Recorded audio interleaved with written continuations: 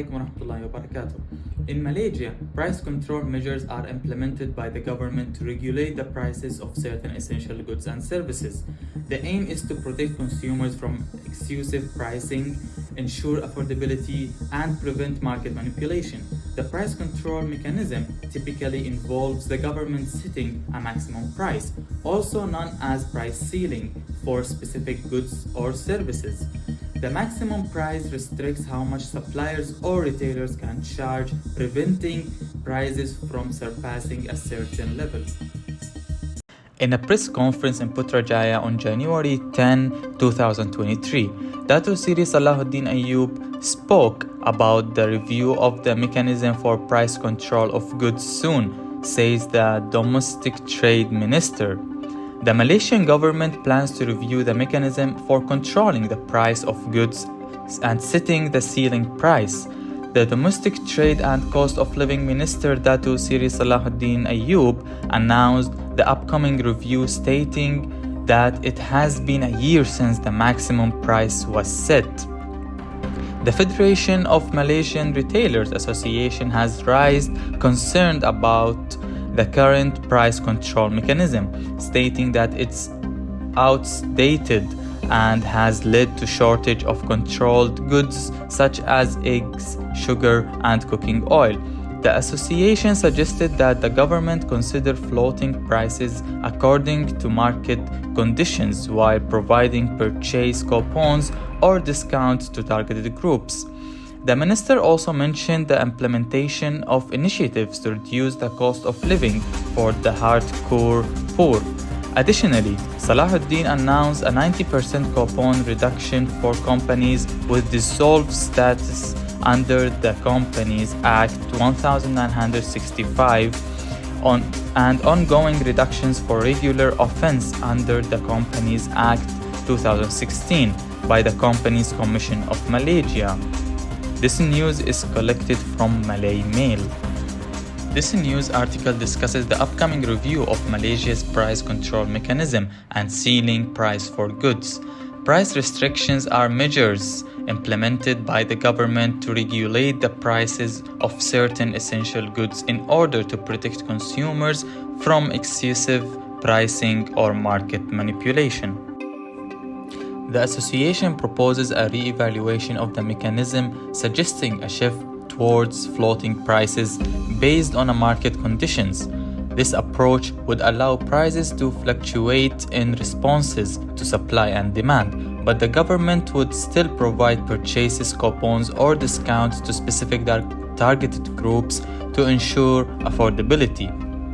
Furthermore, Salahuddin announces a 90% coupon reduction by the Companies Commission of Malaysia for companies with a dissolved status under the Companies Act 1965. The SSM will also continue to offer a 90% compound reduction for regular offences under the Companies Act 2016. These measures aims to alleviate financial burdens on companies and promote compliance with the law.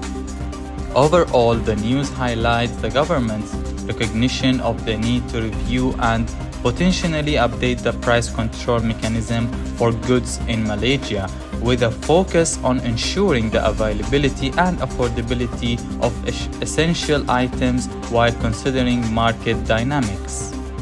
Moving on to price ceiling action graph concept. In the context of this news article, a price ceiling refers to a government-imposed maximum price that can be charged for certain goods. The purpose of a price ceiling is typically to protect consumers from high prices and ensure affordability. In a price ceiling action graph, there are two key lines, the demand curve and the supply curve. The demand curve represents the number of goods that consumers are willing to purchase at different prices, while the supply curve represents the number of goods that producers are willing to supply at different prices.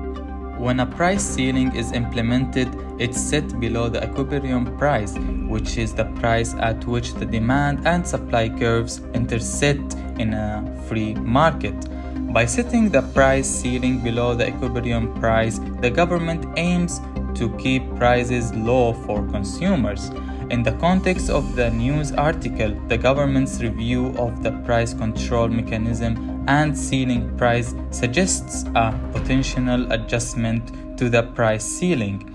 The purpose of the review is to assess whether the current price control mechanism is effective in ensuring affordable prices for essential goods such as eggs, sugar, and cooking oil. Lastly, price floor action concept. If we were to discuss the concept in terms of a price floor, which is not directly mentioned in the article, we can still explain within the context. A price floor is a government-imposed minimum price that can be charged for a particular good or service. The purpose of a price floor is typically to support producers or suppliers by ensuring they receive a certain level of income or profit. In the price floor action graph, we again have the demand and supply curves. The demand curve represents the number of goods that consumers are willing to purchase at different prices, while the supply curve represents the number of goods that producers are willing to supply at different prices. When a price floor is implemented, it's set above the equilibrium price, which is the price at which the demand and supply curves intersect in a free market.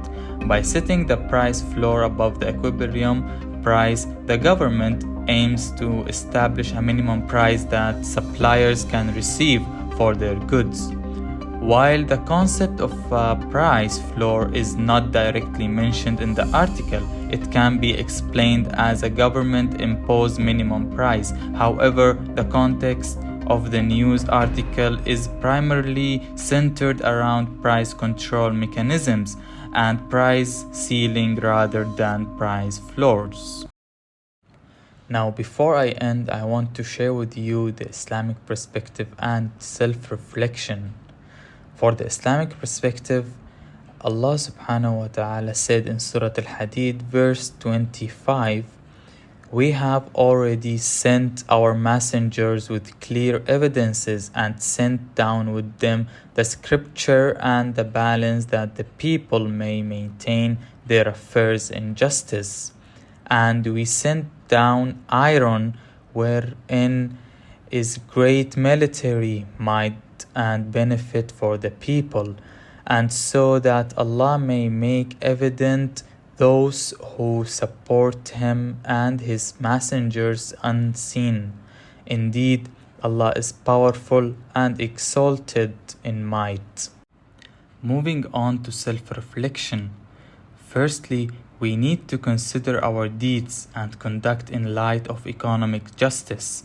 It will encourage us to reflect on our own participation in economic activities, wealth distribution, and how we treat other people when it comes to money.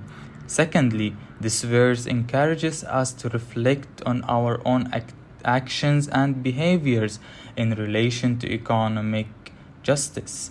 It invites self-examination regarding our involvement in economic transaction and wealth distribution.